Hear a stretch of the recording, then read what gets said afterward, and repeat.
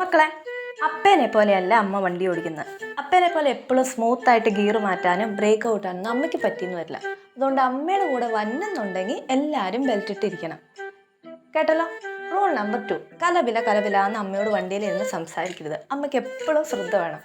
മൂന്നാമതായിട്ട്, ആ കടയിൽ കയറി ഈ കടയിൽ കയറുന്ന ടൗണിൻ്റെ ഇടയ്ക്ക് പറയരുത്. അമ്മയ്ക്കറിയാം ഏത് കടയിൽ കയറ്റണമെന്നും.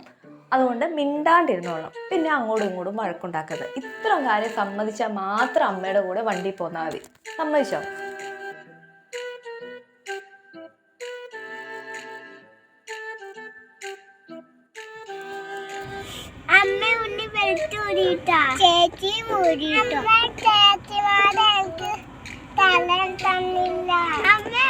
വണ്ടി